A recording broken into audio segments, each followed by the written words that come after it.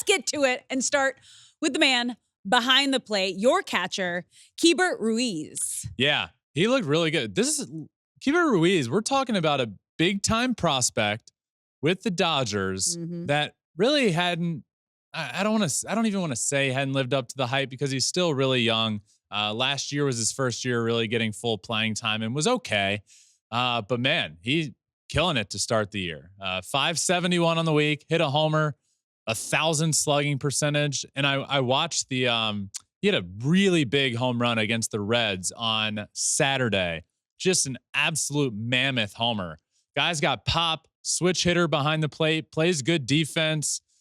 So yeah, he's my catcher. He looked really good. We could be in store for the breakout season of Keibert Ruiz.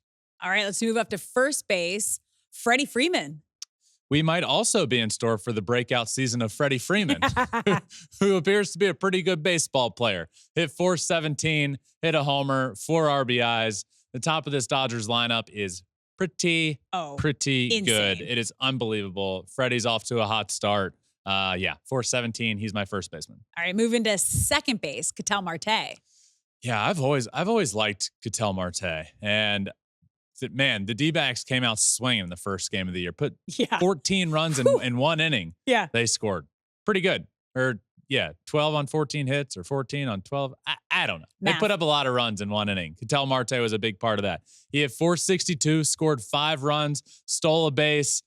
This is why my opinion honestly might be a little skewed because he's one of my favorite players in MLB The Show to use. So I think I really gravitate towards those players in real life. Yeah. I really do like him a lot. The dude's a stud. And he's starting off the year great. Does well for me, in my video games. So I want to have him do really well in real life. Is that what I sound like, Alex? No. Really? I'm changing my voice so it's not my voice.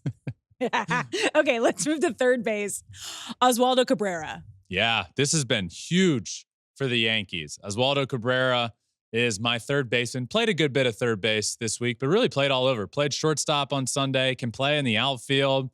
All I know is his bat plays. He had 538, 2 homers, 6 RBIs, a 1.615 OPS for Oswaldo Cabrera. It just lengthens that Yankees lineup so much. We're going to talk so much this year about the top of the Yankees lineup and how good or poor or whatever it may be at the time, Judge and Soto are doing back-to-back.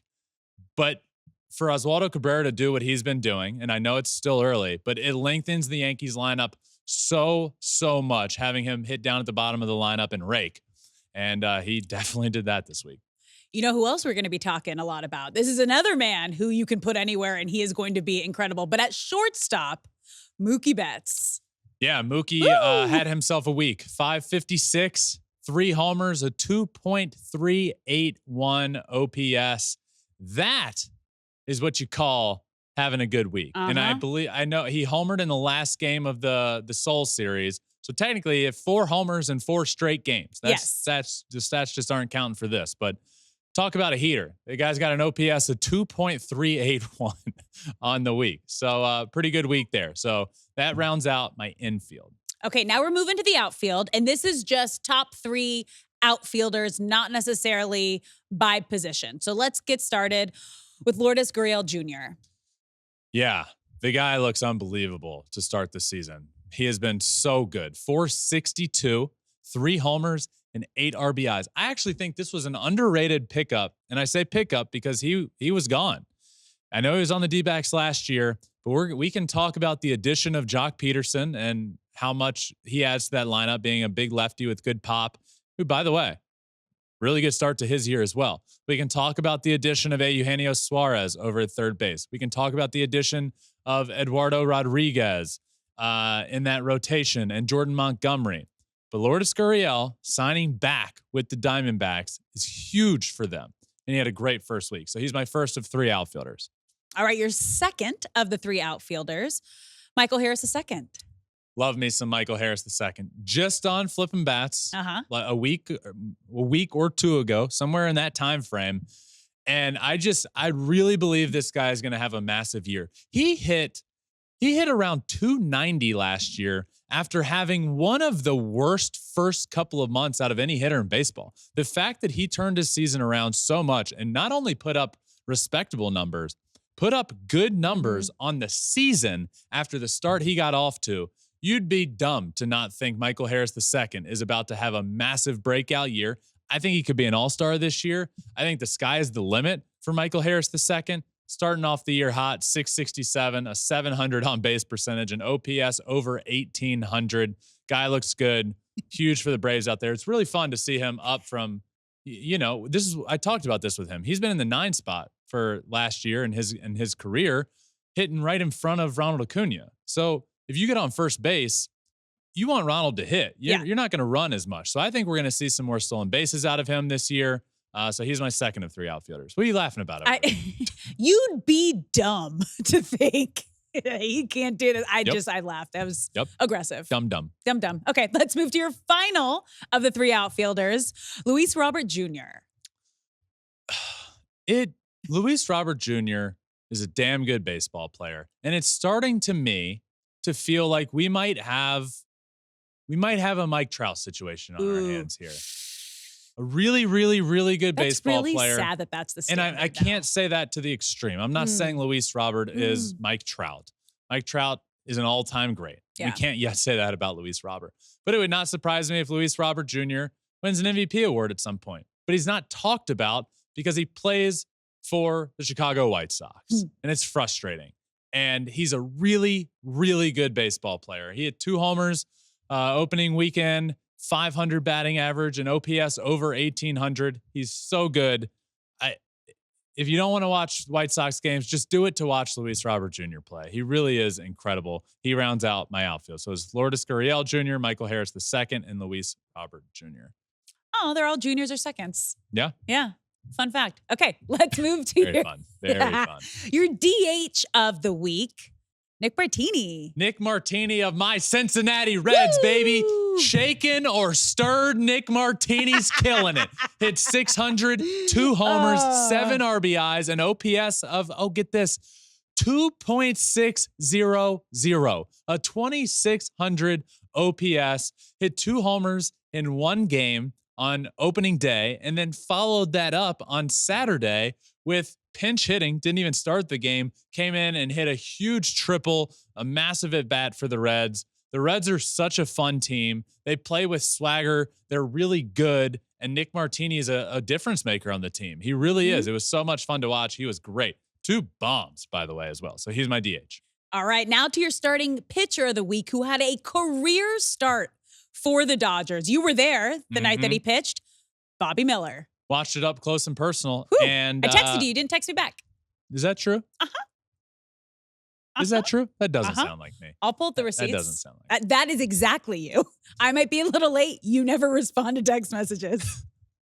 Calling people out. I was sitting in the stands, was there with Elizabeth, my girlfriend, and was literally, I wouldn't say she's the biggest, most knowledgeable baseball fan in the world. And I just kept saying, man, Bobby Miller is dealing. Yeah. Bobby Miller's out there shoving. She's like, what does this all mean? Yeah. I was like, you look up at the end of the game and the guy punched out 11 guys through 6 innings, got a win, a whip of 0.50 on the mound. He was just dominating. I was looking up at the scoreboard like every pitch and say 99, 100, 99. The guy was just throwing fuel out there, blowing balls past guys, looked fantastic. This is the hype for Bobby Miller. There has been a lot of hype. I've been high on him since he got to the big leagues. And honestly, he's shown that he's going to be a good pitcher. But it just feels like this year is going to be different. And start number 1 was a pretty good start to that. He was fantastic, and it was really fun to watch that in person. All right. And now your closer of the week, Clay Holmes.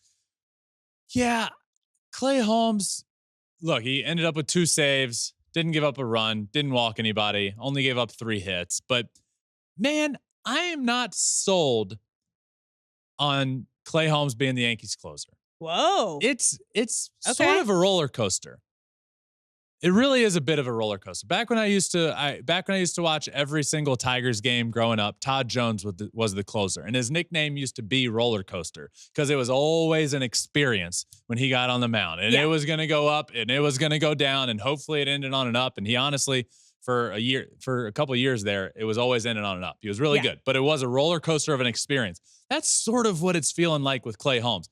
And opening night, that game that Juan Soto had to throw out the guy at home plate. Like, he's getting himself into a bit of trouble. But he is on my team of the week. He did throw 2 innings, didn't give up a run, thanks to Juan Soto out there. And he looked good. It is just seemingly going to be an experience for Yankees fans every time Clay Holmes comes into the game in that 9th inning. So Clay Holmes rounds out my team of the week. That leaves Kiva Ruiz, Freddie Freeman, Ketel Marte, Oswaldo Cabrera, Mookie Betts, Lourdes Gurriel Jr., Michael Harris II, Luis Robert Jr., Nick Martini as the DH, Bobby Miller, my starting pitcher, and Clay Holmes, my closer for team of the week. That's the first one. Feels good. Yeah. Feels good. It is great. Now it's time for our players of the week. Who is your player of the week, Ben? It's Mookie.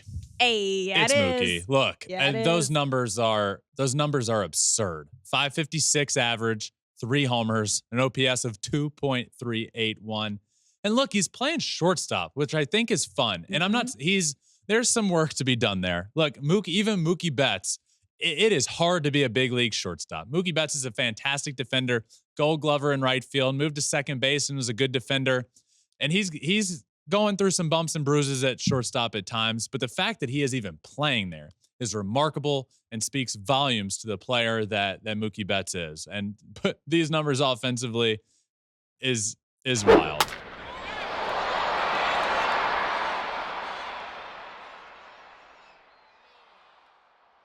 Thanks for watching. If you love flipping bats, swinging 3-0, or just talking ball, join us. Call us at 213-537-9339 with your questions. We have a weekly guest, and we have a lot of fun, so hit that subscribe button.